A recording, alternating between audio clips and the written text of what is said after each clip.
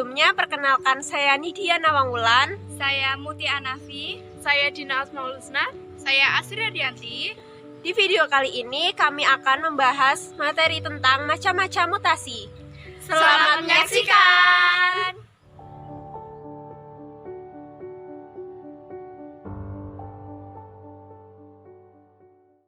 Pengertian mutasi. Mutasi adalah perubahan yang terjadi pada bahan genetik DNA maupun RNA, baik pada taraf urutan gen disebut mutasi titik maupun pada taraf kromosom. Faktor penyebab mutasi disebut mutagen, individu yang mengalami mutasi disebut mutan, dan peristiwa terjadinya mutasi disebut mutagenesis. Kasus tentang mutasi telah menjadi bahan penelitian oleh para ahli penelitian mutasi. Yang pertama oleh Hugo de Vries. Hugo de Vries adalah orang yang pertama kali menggunakan istilah mutasi. Ia menggunakan istilah ini untuk mengemukakan adanya perubahan fenotip yang mendadak pada bunga Oenethera lamarckiana, dan ini bersifat menurun. Pada perubahan tersebut terjadi karena adanya penyimpangan dari kromosomnya. Yang kedua, Seth Wright. Seth Wright juga melaporkan peristiwa mutasi pada domba jenis angkon yang berkaki pendek dan bersifat menurun. Yang ketiga, Thomas Hunt Morgan. Penelitian inilah tentang mutasi dilakukan oleh Morgan pada tahun 1910 dengan menggunakan Drosophila melanogaster, lalat buah. Yang keempat, Joseph Muller. Hermann Joseph Muller merupakan murid dari Morgan. Ia berhasil dalam percobaannya terhadap lalat buah, yaitu menemukan mutasi buatan dengan menggunakan sinar X. Macam-macam mutasi. Macam-macam mutasi dibedakan menjadi 3. Yang pertama, berdasarkan proses terjadinya. Berdasarkan proses terjadinya, mutasi dibedakan menjadi 2, yaitu yang pertama, mutasi alamiah atau spontan. Mutasi alamiah atau spontan yaitu proses perubahan genetis yang terjadi dengan sendirinya di alam.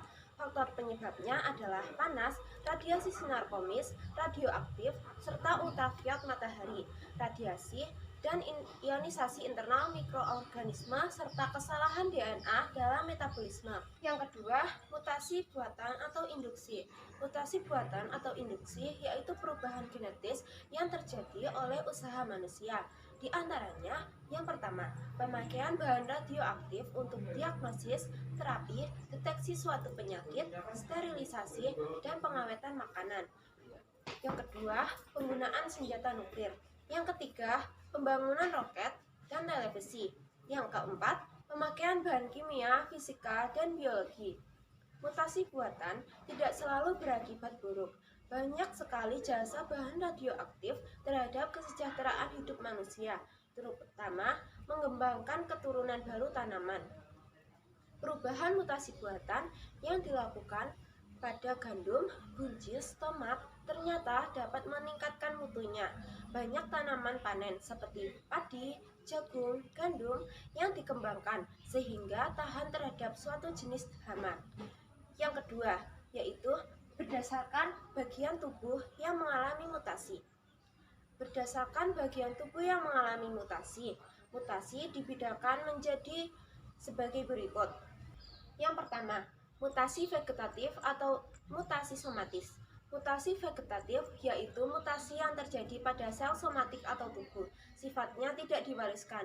Dalam bidang pertanian, mutasi vegetatif banyak dipakai untuk meningkatkan produksi dan mutu, seperti terhadap apel, anggur, dan jeruk. Dibuat perubahan induksi pada suatu cabang pohon dewasa, misalnya dengan kolkosid. Lalu cabang distek atau dicangkok dan dibiarkan secara vegetatif pula. Sedangkan secara alamiah perubahan vegetatif pada tumbuhan dapat menimbulkan beraneka warna atau belang pada endosperm atau biji, daun, dan mahkota bunga, misalnya pada kacang ercis dan bunga pukul 4. Yang kedua, mutasi generatif. Mutasi generatif yaitu mutasi yang terjadi pada gonad atau sel kelamin atau gamet, sifatnya diwariskan. Mutasi generatif terdapat pada makhluk hidup bersel banyak dan bukan hanya bersel satu, atau strukturnya yang lebih sederhana. Bila perubahan berlangsung pada gamet, maka akibat yang ditimbulkan begitu hebat dan gamet pun segera mati. kadang menyebabkan gamet tidak mampu melakukan pembuatan dengan wajar. Oleh karena itu, tidak diteruskan pada keturunannya. Tapi, bila perubahan tidak begitu hebat dan gamet dapat menimbulkan pembuahan, terjadi generasi baru yang menerima pembuahan bahan genetik tersebut. Bila gonad terkena langsung radiasi atau diberi bahan kimia seperti gas mustard, maka kemungkinan besar mengalami perubahan genetis pada gamet. Namun, kalau radiasi terjadi pada bagian tubuh yang lain, bukan tergantung ke gonad, suatu saat gonad menerima akibat radiasi secara tidak langsung itu, bila radiasi menimbulkan ionisasi berantai pada jaringan dan akibatnya mencapai inti sel gamet. Makin dekat bagian tubuh yang terkena radiasi ke gonad, makin besar kemungkinan gamet menerima perubahan genetis. Sebaliknya, semakin jauh bagian tubuh yang kena radiasi dari gonad, maka semakin kecil kemungkinan gamet menerima perubahan genetik itu. Yang ketiga, berdasarkan bagian yang mengalami mutasi. Berdasarkan bagian yang mengalami mutasi, mutasi dibedakan menjadi 1. Mutasi gen atau mutasi titik. Mutasi gen yaitu perubahan yang terjadi pada tingkat gen. Mutasi ini terjadi karena perubahan urutan basa pada DNA atau dapat dikatakan sebagai perubahan nukleotida pada DNA. Mutasi gen dapat dibedakan menjadi 2, yaitu A. Mutasi pengganti basa, yaitu transisi dan transversi. 1. Transisi, mutasi penggantian basa purin oleh purin yang lain. 2. Transversi, mutasi penggantian basa purin oleh primidin atau sebaliknya. Misalnya basa A diganti T atau S. B. Mutasi penggeseran kerangka, yaitu delesi dan inversi. 1. Delesi, mutasi yang kehilangan satu atau lebih basa nitrogen. 2. Insersi, mutasi penyiapan satu atau lebih basa nitrogen. 2. Mutasi kromosom. Mutasi kromosom yaitu perubahan yang terjadi pada tingkat kromosom. Mutasi kromosom dapat terjadi secara fisik pada bentuk kromosom atau terjadi perubahan pada set kromosomnya. Perubahan set kromosom umumnya akan berpengaruh pada fenotip individu. Macam-macam mutasi kromosom. A. Berdasarkan mutasi pada struktur kromosomnya. Mutasi kromosom dibedakan menjadi yang pertama, delesi atau defisiensi delesi, yaitu peristiwa hilangnya suatu segmen kromosom karena patah. Mutasi yang terjadi menyebabkan sebagian segmen dari kromosom hilang pada saat pembelahan sel. Dengan demikian, kromosom akan kehilangan beberapa gen yang mungkin akan tampak atau tidak, bergantung pada kepentingan gen dalam sel. Contoh delesi pada manusia adalah sindrom Chiari-Ducat. Sindrom ini terjadi karena pada kromosom nomor 5 terjadi delesi. Penderita sindrom Chiari-Ducat atau tangisan kucing menunjukkan ciri utama berupa suara tangisan yang lemah dan bernada tinggi atau melengking, mirip suara anak kucing. Suara tangisan yang khas tersebut diakibatkan oleh ukuran laring yang kecil dan bentuk epitologis yang tidak normal. Sejalan dengan pertambahan besar laring, suara menyerupai kucing itu akan hilang. Sepertiga dari penderita tidak lagi menunjukkan suara tangis menyerupai kucing setelah berusia 2 tahun. Yang kedua, duplikasi. Duplikasi terjadi ketika terdapat bagian kromosom yang diulangi dan identik pada bagian lain segmen tersebut. Yang ketiga, inversi. Inversi yaitu perubahan arah dari segmen kromosom. Hal ini dapat terjadi apabila sebuah kromosom yang telah mengalami kerusakan kemudian bergabung kembali ke tempat asalnya, hanya dalam arah yang berlawanan. Yang keempat, translokasi.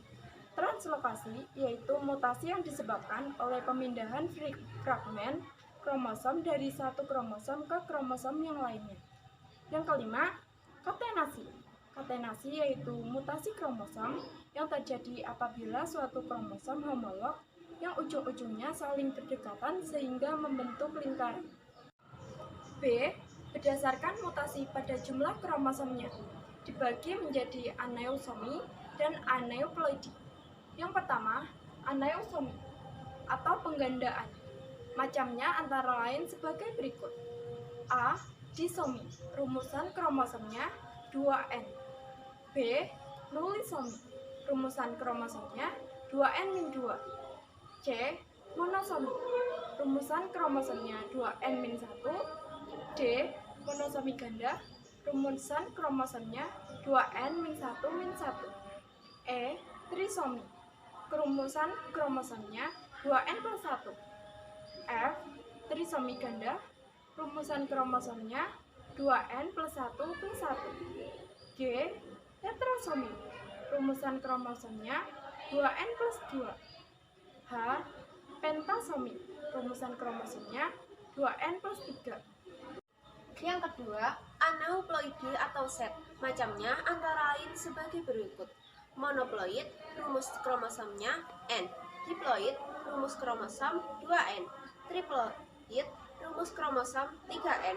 Tetraploid, rumus kromosom 4N. Dan pentaploid, rumus kromosom 5N. Aneuploid yang terjadi pada manusia akan menimbulkan berbagai jenis kelainan atau sindrom. Caranya sebagai berikut. Yang pertama, sindrom Down atau trisomi.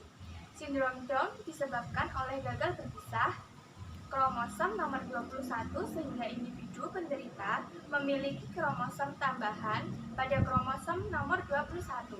Pengaruhnya menyebabkan pertumbuhan mental penderita terhambat, berkurangnya ketahanan tubuh terhadap infeksi, dan tingkat kelangsungan hidup yang rendah. Ciri-ciri sindrom Down antara lain sebagai berikut. Jarak di antara dua mata dan berlebihan kulit di sudut dalam. Ukuran mulut adalah kecil dan ukuran lidah yang besar menyebabkan lidah selalu terjulur. Pertumbuhan gigi lambat dan tidak teratur. Paras telinga lebih rendah, kepala biasanya lebih kecil dan agak lebih lebar. Bagian depan ke belakang, leher agak pendek. Mempunyai jari-jari yang pendek dan jari kelingking membengkok ke dalam. Telapak tangan mereka biasanya hanya terdapat satu garisan urat dinamakan simian crease. Kaki agak pendek dan jarak di antara itu jari kaki dan jari kaki kedua agak jauh terpisah dan tapak kaki. Yang kedua, sindrom Patau. Sindrom lain yang lebih langka daripada sindrom Down adalah sindrom yang disebabkan oleh aneuploid Down pada autosom. Sindrom Patau adalah salah satunya. Sindrom ini disebabkan oleh trisomi pada kromosom nomor 13. Sindrom ini ditemukan oleh Klaus Patau pada tahun 1960. Ciri-ciri sindrom Patau antara lain yaitu 1. Mata serius. Yang kedua, kerusakan otak dan pendarahan darah, serta langit-langit mulut yang terbelah. 3. Pada setiap 50 kelahiran dapat terjadi satu kasus penderita sindrom Patau. Yang ketiga ada sindrom Edwards. Sindrom Edwards adalah kelainan genetik yang disebabkan oleh trisomi pada kromosom nomor 18. Sindrom yang disebut juga dengan trisomi 18 ini menyebabkan cacat pada banyak organ tubuh bayi. Pada sebagian besar kasus, bayi yang menderita sindrom Edwards meninggal saat masih di dalam kandungan. Sementara, bayi yang lahir dengan sindrom Edwards biasanya berumur pendek karena banyak organ tubuhnya yang cacat. Ciri-ciri sindrom Edwards antara lain memiliki kelainan seperti letak telinga rendah, rahang bawah rendah, mulut kecil, dan memiliki keterbelakangan mental. Hampir 90% penderita ini meninggal dalam 6 bulan pertama. Yang keempat, sindrom Klinefelter. Sindrom Klinefelter kali pertama ditemukan oleh Harry Pitt Klinefelter pada tahun 1942. Sindrom ini disebabkan oleh adanya gagal berpisah pada kromosom seks atau gonosom, sehingga setelah fertilisasi dihasilkan laki-laki dengan tambahan kromosom X menjadi XXY. Diperkirakan kejadian ini terjadi 1 dari setiap 2000 kelahiran. Ciri-ciri sindrom Klinefelter antara lain sebagai berikut. Yang pertama, individu dengan kromosom XXY adalah pria steril atau mandul. Yang kedua, badannya relatif tinggi namun tidak memperlihatkan perkembangan pria, seperti pundak yang melebar dan pinggul yang kecil layaknya pria pada umumnya. 3. Memasuki masa pubertas, pada sebagian penderita terbentuk kelenjar payudara layaknya wanita.